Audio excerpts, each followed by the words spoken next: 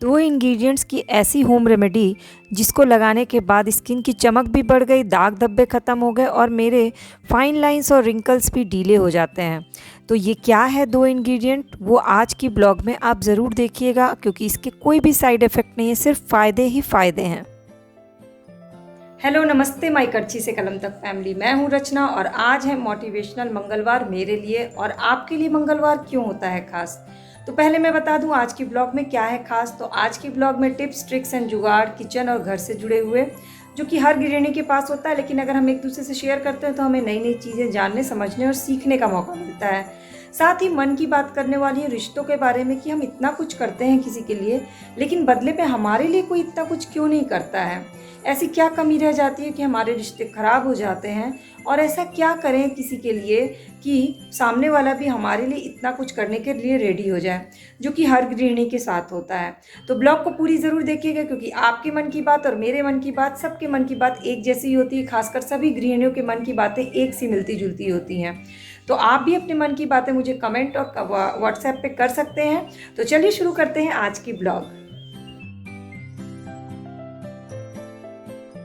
तो आज मैंने अपने हाउसमेट को छुट्टी दी क्योंकि उनके बच्चों की तबीयत नहीं ठीक रह रही थी। तो मैंने बोला फुल डे ले करके आप बच्चों का चेकअप करवा लीजिए। जैसा कि मैंने पहले की ब्लॉग में भी बताया था कि वो अपने बच्चों को गलत दवाइयाँ इतने साल से दे रही थी।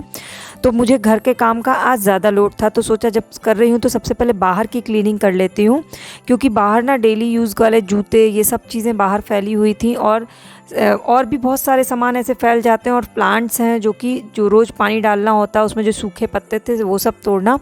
इंडोर और आउटडोर प्लांट्स में ना बहुत ज़्यादा ख्याल रखना पड़ता है और इससे ना एक घर कंप्लीट होता है, इसलिए प्लांट्स ज़रूर लगाना चाहिए। इसके बाद यहाँ पे हल्का सा ठंडा मौसम हो गया। वैसे तो यहाँ ठंड नहीं पड़ती, लेकिन सुबह के 1 घंटे ठंड होती है। तो मैंने अपना आज सूटकेस खोला ऊनी कपड़े का। मैंने इसको पॉलीथीन से रैप करके रखा था ताकि इसके अंदर मॉइस्चर ना आए, क्योंकि धूप दिखाने के बाद अगर हम ऐसा कर लेते हैं ना तो ये ऊनी कपड़े जो है ना बिल्कुल अच्छे से रहते हैं। तो हमेशा मेरी यही कोशिश होती है। और जितने भी ताले और चाबी हैं सब मैं एक बॉक्स में रखती हूँ ताकि ईजिली मिल जाए।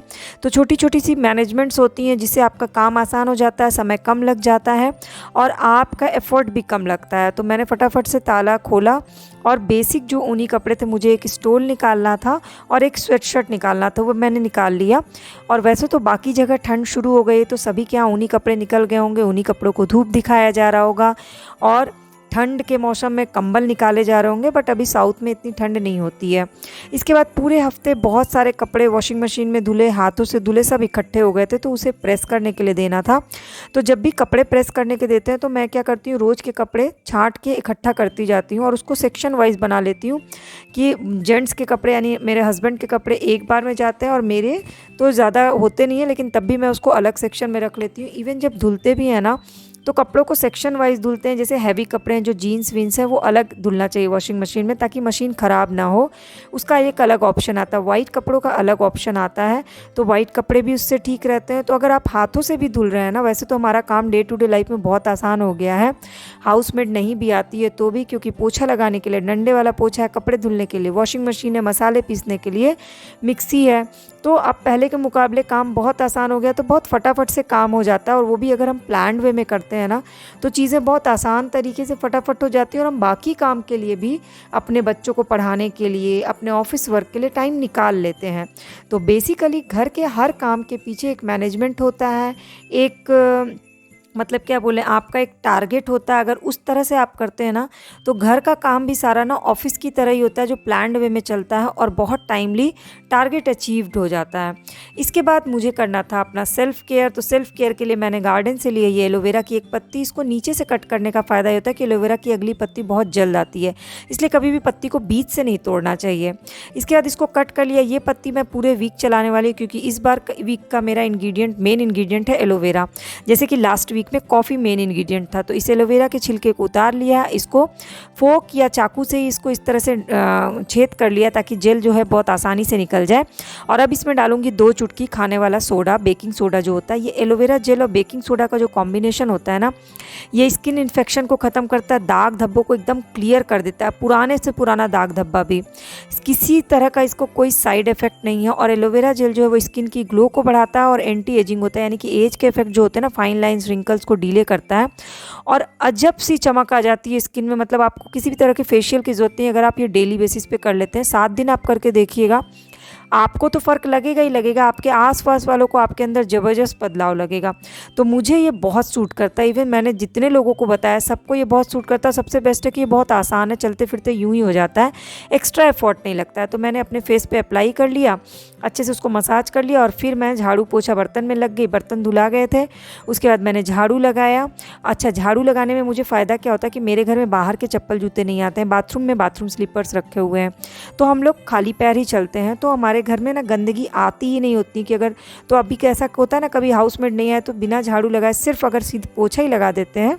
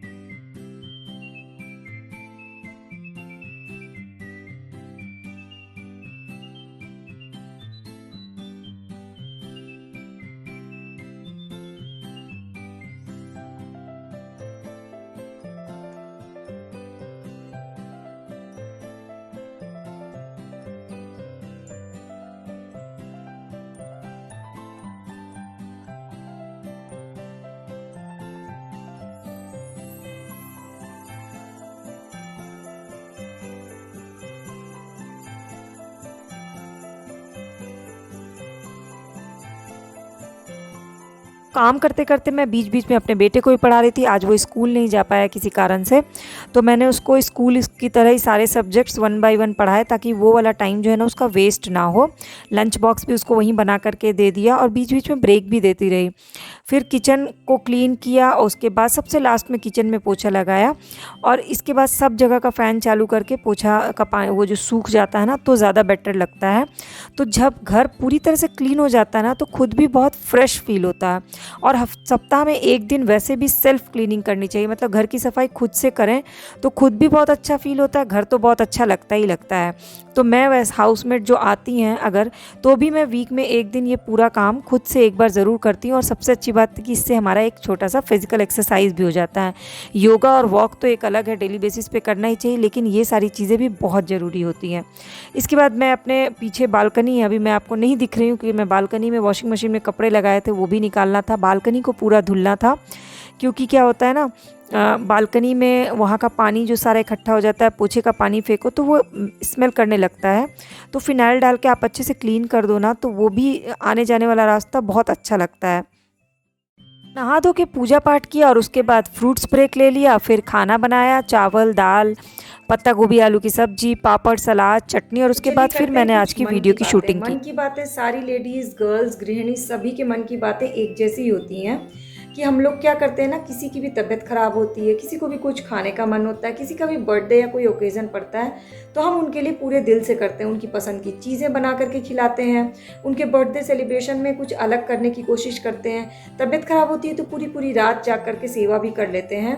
लेकिन दूसरी तरफ कई लेडीज़ ऐसी होती हैं जो मन ही मन एक्सपेक्ट भी करने लगती हैं कि हमने इनके लिए इतना किया तो हमारी जब तबीयत ख़राब होगी तो वो भी हमारे लिए करेंगे। वाजिब भी है, पर इतनी ज़्यादा एक्सपेक्टेशन नहीं रखनी चाहिए, क्योंकि आप जब बहुत ज़्यादा एक्सपेक्टेशन रखते हैं और वो पूरी नहीं होती है तो आपको अंदर ही अंदर फ्रस्ट्रेशन होती है, आपका दिल टूट जाता है और जब आप अंदर ही अंदर सोचने लगती हैं ये बातें किसी से शेयर नहीं कर पाती, जिसके कारण वो जो होता है ना वो हार्मोनल चेंजेस वो आपको होने लगता है और आपके शरीर पे इफेक्ट आने लगता है। तो जब भी हम किसी के लिए करते हैं तो किसी उम्मीद से नहीं करना चाहिए कि बदले में वो भी वो करे, और अगर उम्मीद थोड़ी बहुत भी रख रहे हैं तो सामने वाले से ज़रूर इस बात को मुँह अपने उससे बोल ज़रूर दीजिए कि देखो मैंने तुम्हारे लिए ये सब्ज़ी बनाई, अगली बार हम लोग बाहर जाएंगे खाने या आप कुछ बनाना तो मेरे पसंद की ये वाली चीज़ बनाना, मेरा बहुत मन है आपके हाथ का ये खाने का। तो आपने इनडायरेक्टली अपने एक्सपेक्टेशन भी उन्हें बता दी और उनका इमोशंस भी हर्ट नहीं हुआ। तो ये ज़रूरी है कि अगर आपको एक्सपेक्टेशन है तो बताइए, और बहुत ज़्यादा एक्सपेक्टेशन करनी नहीं चाहिए, क्योंकि अगर हम किसी के लिए करते हैं तो अपने दिल से अपने संस्कार अपने नेचर के कारण करते हैं, ना कि सामने वाला हमसे ये कहता है कि आप इतना करिए, रात भर जगिए। ये हमारा नेचर है, ये हमारा स्वभाव है, इसलिए हम करते हैं।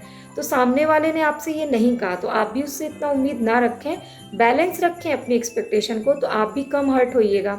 बाकी रिलेशंस होते हैं, इमोशनल अटैचमेंट होता है, तो हम सभी दिल से एक दूसरे के लिए करते हैं, लेकिन रिश्तों को अगर बैलेंस वे में बना के रखना है और लाइफ टाइम चलाए रखना है, तो ये जो उम्मीदें हैं ना, उसका साइज़ थोड़ा सा छोटा करना पड़ता है। और उम्मीदों का साइज़ छोटा करने का मतलब ये नहीं होता है कि आप सामने वाले के लिए करना छोड़ दीजिए। आप अपना नेचर, अपना स्वभाव मत छोड़िए, आप करिए, लेकिन अपनी उम्मीदें सामने वाले से थोड़ी सी कम रखिए, तो आप हर्ट कम होइएगा और आपको स्ट्रेस कम होगा, टेंशन कम होगी, और आप हेल्दी भी रहिएगा और रिलेशंस भी स्मूथली चलते रहेंगे। तो आपके साथ भी ऐसा कभी होता है कि आपने किसी के लिए बहुत किया, किसी भी रिलेशंस के लिए, और आपने एक्सपेक्ट किया कि मेरी तबीयत ख़राब हुई तो वो तो आए नहीं, हमने बर्थडे में इतना कुछ किया, उन्होंने तो सिंपल मैसेज कर दिया, हमने खाने में इतना कुछ खिलाया, उन्होंने सिर्फ चाय बिस्किट खिलाया।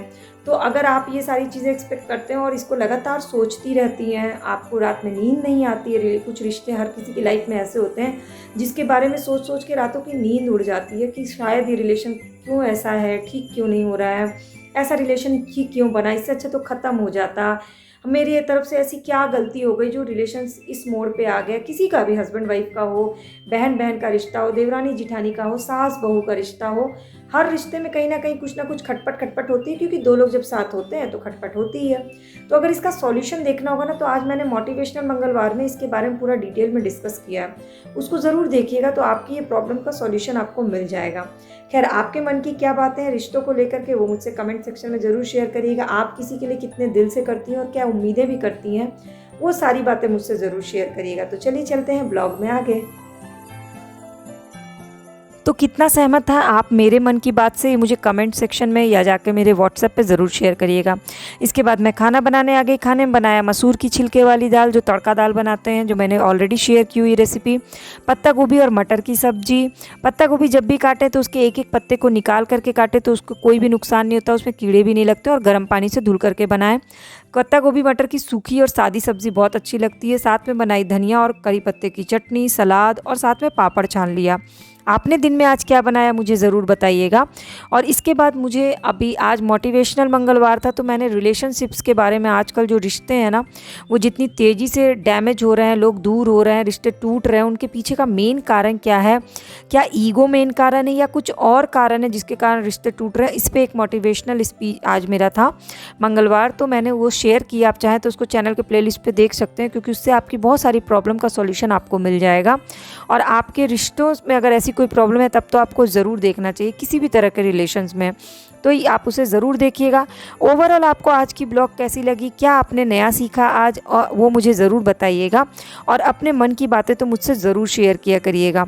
तो वीडियो अगर अच्छी लगेगी तो लाइक, कमेंट तो शेयर करना। ये सब्सक्राइब बटन को क्लिक करके मेरी फैमिली का परमानेंट मेंबर बन जाइएगा, ताकि सारी video update free of cost आपको मिले।